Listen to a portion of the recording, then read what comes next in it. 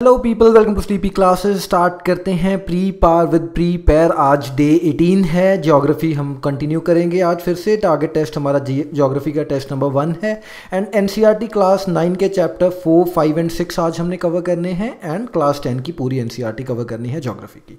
ठीक है जी, तो क्लास 9 से स्टार्ट करते हैं। हमारा चैप्टर है सबसे पहले चैप्टर नंबर 4। तो यहाँ से आपको चीज़ें कौन सी देखनी है, ये चैप्टर क्लाइमेट से रिलेटेड है।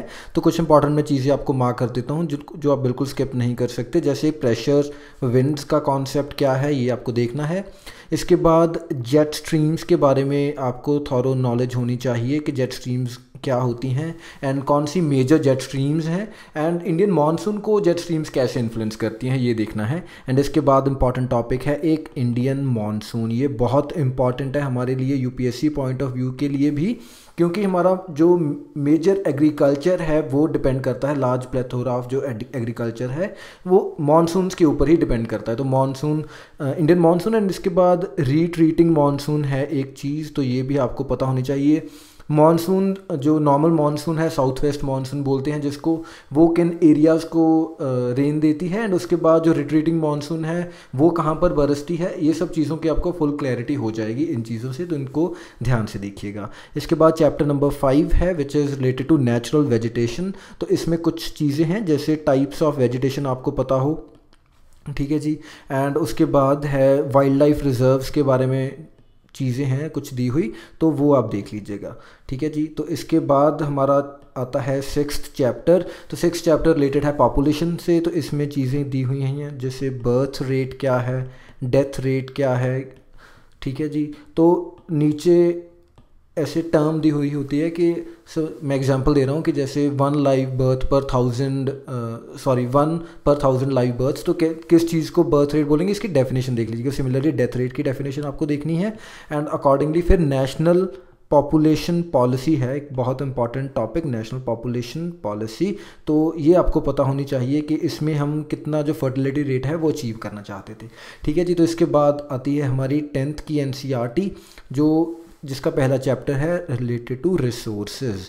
तो अगेन ये जो 10th की एनसीईआरटी है एंड 8th की एनसीईआरटी है उसमें कुछ सिमिलर से टॉपिक्स हैं एंड जो 7th की है 9th की है उसमें सिमिलर चीज़ें हैं। एनीवे, तो स्टार्ट करते हैं। जो पहला चैप्टर है इसमें रिसोर्सेज में हमें क्लासिफिकेशन की क्लैरिटी होनी चाहिए कि कैसे क्लासिफाई करते हैं रिसोर्सेज को। उसके बाद एक एजेंडा 21 टर्म दी हुई है, एजेंडा 21, इसके बारे में आपको पता होना चाहिए। एंड इसके बाद है सॉइल। तो सॉइल क्या होता है एंड इसके बाद सॉइल की क्लासिफिकेशन कैसे की जाती है ये आपको पता होना चाहिए इंडिया के कॉन्टेक्स्ट में, कहाँ पर लेटराइट सॉइल मिलता है, कहाँ पर अलुवियल सॉइल है।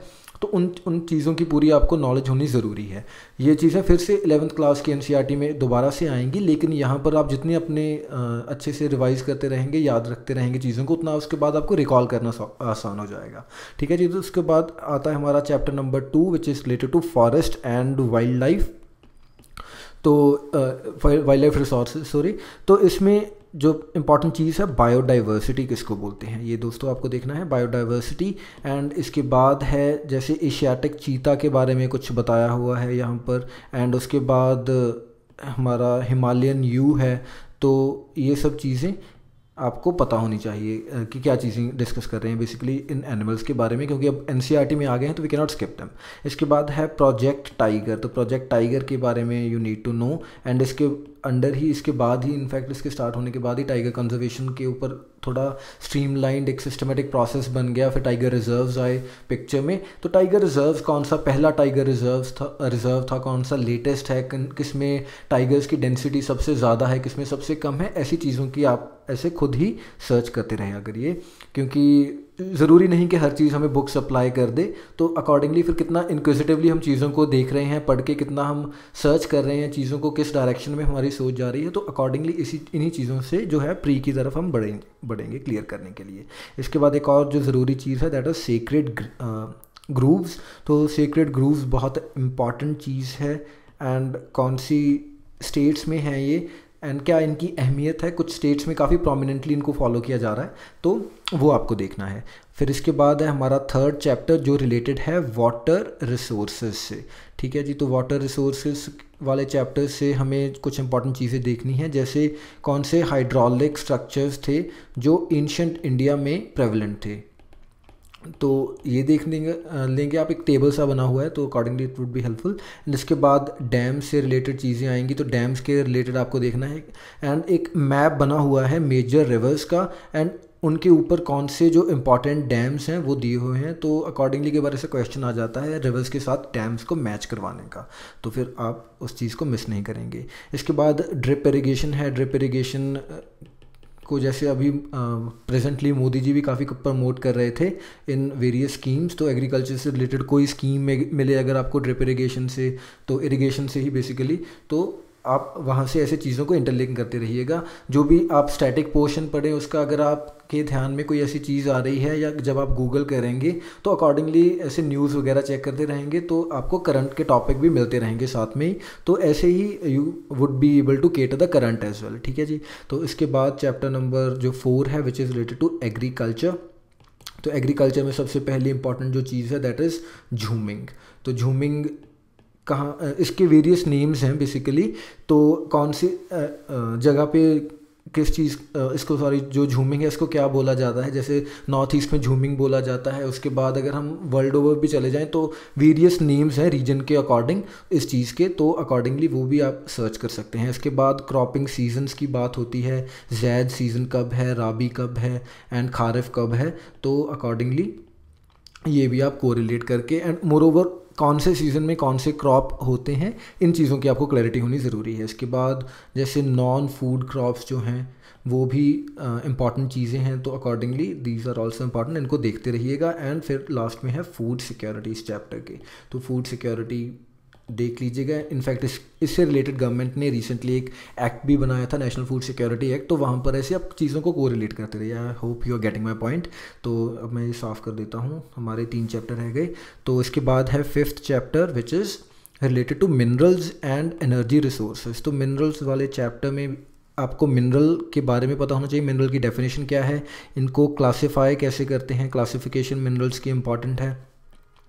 ठीक है जी, एंड इसके बाद फिर कन्वेंशनल एनर्जी सोर्सेज आ जाते हैं हमारे। कन्वेंशनल एनर्जी में जैसे पावर प्लांट्स कहाँ पर हैं, जो कोल पावर प्लांट्स हैं, तो वेरियस जो मैप्स हैं उनको आप ध्यान से ज़रूर देखिएगा। वो रिपीट टाइम एंड अगेन कि जो जितनी भी पिक्चर्स आती हैं, मैप्स आते हैं एनसीईआरटी में, वो तो आप अगर बाय हार्ट ही कर लेंगे तो that would be very helpful. क्योंकि ऐसे अगर जैसे मैंने आपको शायद कल भी एग्जांपल दिया होगा जो इस बार का प्रॉब्लम था 2018 वाला, तो इसमें एक ऐसा क्वेश्चन आया, ऐसी वेग सी स्टेटमेंट डाल दी थी राजस्थान के कॉन्टेक्स्ट में किसी नेचुरल रिसोर्स का नाम लिखकर कि is it found in Rajasthan. तो ऐसे मेक एंड ब्रेक स्टेटमेंट, ऐसे क्वेश्चन मेक एंड ब्रेक बन जाते हैं कई बार, क्योंकि स्टैटिक पे हम इतना ध्यान नहीं देते, एनसीईआरटीज़ को इग्नोर कर देते हैं कि ये तो क्या ही आएगा, कॉस्ट बेनिफिट एनालिसिस एंड पता नहीं लोग क्या क्या करते रहते हैं। तो अकॉर्डिंगली आप जितना पढ़ें, आई वुड रिकमेंड कि उतना तो आप ध्यान से देख ही लें चीज़ों को। जो चीज़ें बिल्कुल ऐसे हमारे सामने पड़ी हैं उनको तो हम बिल्कुल ही अफोर्ड नहीं कर सकते छोड़कर जाना। ठीक है जी, तो हमारा इसके बाद 6ठा चैप्टर है जो इट इज़ मैन्युफैक्चरिंग इंडस्ट्रीज़। तो मैन्युफैक्चरिंग इंडस्ट्रीज़ में आपके पास है टेक्सटाइल इंडस्ट्री, इसका मैप दिया हुआ है, कॉटन इंडस्ट्री कहाँ पर है, एंड वेरियस अदर थिंग्स, तो इसका मैप आपको ज़रूर देखना है। इसके बाद है प्रोसेस ऑफ स्टील मैन्युफैक्चरिंग, तो ऐसे करके टॉपिक आएगा, तो इसमें जो वेरियस स्टील प्लांट्स हैं उनकी लोकेशन के बारे में यू नीड टू नो। ठीक है जी, एंड इसके बाद एलुमिनियम है। एलुमिनियम से रिलेटेड आप चीज़ें देख लेंगे, उसकी प्रोसेसिंग वगैरह वेरियस थिंग्स जो हैं, तो कैसे बॉक्साइट से लेकर एलुमिनियम तक पहुंचा जाता है, यू नेवर नो, ऐसे स्टैटिक क्वेश्चन कभी भी आ सकते हैं। तो बेसिकली हमारी कंसेप्चुअल क्लैरिटी के लिए भी ये चीज़ें ज़रूरी हैं। ठीक है जी, एंड फाइनली आ गया हमारा 7th chapter which is national economy. तो नेशनल इकॉनमी में वेरियस थिंग्स हैं, जैसे आ गया हमारा गोल्डन क्वाड्रिलेटरल। तो गोल्डन क्वाड्रिलेटरल किस कॉन्टेक्स्ट में है, इसका प्रेजेंट स्टेटस क्या चल रहा है, सर्च करेंगे सब कुछ मिल जाएगा, इंटरनेट पर सब कुछ अवेलेबल है। इसके बाद नेशनल हाईवेज़ के बारे में बात करते हैं। रिसेंटली ही गवर्नमेंट ने जो नेशनल हाईवेज़ का नॉमेनक्लेचर है उसको चेंज किया था। नॉर्थ टू साउथ वालों को आई गेस ऑड नंबर, या ईस्ट टू वेस्ट वालों को इवन नंबर, ऐसा कुछ किया था, मे बी रॉन्ग, तो आप क्रॉस चेक कर लीजिएगा। अकॉर्डिंगली। एंड उसके बाद फिर लॉन्गेस्ट हाईवे कौन सा है, कहाँ से कहाँ तक जाता है, एंड शॉर्टेस्ट भी अगर आप देख लेंगे तो that would again be helpful. ठीक है जी, तो ऐसी चीज़ें। एंड इसके बाद वाटरवेज, तो वाटरवेज में तो हम मेजर पुश करने की ट्राई कर रहे हैं। तो वाटरवेज का बिल आया था रिसेंटली, नेशनल वाटरवेज बिल, जिसमें कुछ 106 नए नेशनल वाटरवेज ऐड किए थे। उससे पहले कुछ 6 वाटरवेज थे जो ऑलरेडी एग्जिस्ट कर रहे थे, तो उन 6 के बारे में आपको पता होना चाहिए, कौन से रिवर पर हैं, कौन से कैनाल के ऊपर हैं, कौन सी जगह को कौन सी जगह से जोड़ रहे हैं, ऐसी चीज़ें। जैसे मैं 2017 के प्रीलिम का आपको एग्जांपल दूं तो उसमें ऐसा क्वेश्चन आया था एक कि इधर केरला की एक सिटी एंड उसके बाद उधर नॉर्थ ईस्ट की एक सिटी, कोहिमा थी आई गेस, एंड इधर केरला वाली आई एम फॉरगेटिंग। तो जो बेसिकली केरला की सिटी थी that was one end of the national waterway number 3। तो फिर उन्होंने पूछा था कि कितनी स्टेट्स को पास करके जाना पड़ेगा, अकॉर्डिंगली वो जो भी क्वेश्चन आप देख लीजिए। तो ऐसे क्वेश्चंस आते हैं, तो इसलिए हमें थोड़ा अवेयर होना है, अपना माइंड खुला रखना है। ऐसा नहीं कि जो मैं पढ़ रहा हूँ डायरेक्टली वैसा ही क्वेश्चन आएगा, question can be in any form. तो accordingly we need to be very well read कि हम जो चीज़ें कहीं पढ़ें ऐसे कर्सरी ग्लांस भी दें तो किसी ना किसी तरीके का लिंक बना लीजिए, आपके दिमाग में जो चीज़ें हैं वो रिटेन रहें। एंड इसके बाद एक मेजर पोर्ट्स के बारे में, major ports and minor ports, इनमें डिफरेंस क्या होता है। मेजर पोर्ट्स हैं कुछ 12 के अराउंड हमारे इंडिया में, तो उन सब की लोकेशन कौन सी स्टेट में है वो, तो ये सब चीज़ें। एंड कौन सा बिजिएस्ट पोर्ट है, कहीं पर कोई जो लेस बिजी होगा उसको तो हम स्किप कर सकते हैं, लेकिन बिजिएस्ट वगैरह के एग्जांपल्स हमें पता होने चाहिए। ठीक है जी। एंड एक मैं और आपको चीज़ क्लियर कर दूं कि जो हमारे टेस्ट हैं वो टेस्ट आर पेड, तो इसलिए आप अगर चाहते हैं टेस्ट सीरीज़ को ख़रीदना तो courses.sleepyclasses पर जाकर आप परचेज़ कर सकते हैं, या फिर आप जा सकते हैं sleepyclasses.com पर। ठीक है जी। तो जहाँ पर भी आपको सूटेबल लगे आप जाकर परचेज़ कर लीजिए अगर आप इच्छुक हैं टेस्ट देने को। सो time again I am reminding you, काफ़ी सारे कमेंट्स आते रहते हैं टेस्ट कहाँ देना है, तो this is the answer, test series is paid. तो अगर आप चाहते हैं तो you can attempt the test by purchasing them. Otherwise अगर आप नहीं टेस्ट देने में इंटरेस्टेड तो आपकी, वैसे तो हम कंटेंट वाइज तो फ्री प्रोवाइड कर ही रहे हैं, आपको गाइडेंस फ्री प्रोवाइड कर रहे हैं, तो एज यू विश। ठीक है जी। सो इसके बाद हम रिवाइज करते हैं जो आपका कल वाला हमने सिलेबस दिया था। तो क्वेश्चन है, in the context of distribution of resources in India consider the following statements.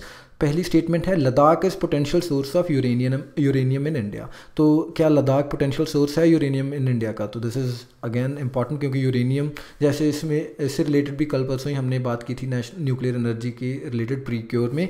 तो अकॉर्डिंगली ऐसी चीज़ें ट्विस्ट करते रहिएगा। आपका फ़र्ज़ था कि आप देखें कि इंडिया में कौन कौन से सोर्सेज हैं जहाँ पर जो लोकेशंस हैं सॉरी जहाँ पर यूरेनियम हमें मिल सकता है। एनीवेज कमिंग बैक, जो सेकंड स्टेटमेंट है, Karnataka doesn't have the deposits of gold. तो 2 स्टेटमेंट्स हैं, आपको बताना है कौन सी स्टेटमेंट सही है। एंड आपके options 1 only, 2 only, 1 and 2 only and none of the above. तो आप पॉज कर सकते हैं, सोच सकते हैं, कोई रिकॉल करने की ट्राई कीजिए अगर आपने कहीं पढ़ा हो, क्योंकि एक स्टेटमेंट तो इसमें से बुक में से ही उठाई गई है, क्लास जो आई गेस 7th की NCERT से उठाई है। हाँ जी। So the correct answer is 1 only. तो पहली स्टेटमेंट सही है, लद्दाख है potential source uranium in India का। एंड अकॉर्डिंगली आप दूसरे सोर्सेज भी देख सकते हैं कि कौन कौन से हैं। एंड जो सेकंड स्टेटमेंट है वो गलत है, क्योंकि कर्नाटका में आपने आई गेस सुना होगा कोलार गोल्ड माइंस हैं, तो these are famous for their gold production, तो इसलिए ये स्टेटमेंट गलत हो गई। तो ऐसे कई बार बेसिक क्वेश्चन आएंगे आपको, पेपर में भी यही होगा कि आपने सोचा होगा कि ये तो कहाँ से चीज़ कहाँ पर आ गई, या कितनी सिंपल स्टेटमेंट थी, मुझे याद थी, ऐसा चीज़ें होंगी। तो इसीलिए मैं बोल रहा हूँ कि जो भी चीज़ें करें ध्यान से करें। So thank you for watching, बहुत हो गया ज्ञान, बाय बाय, मिलते हैं कल।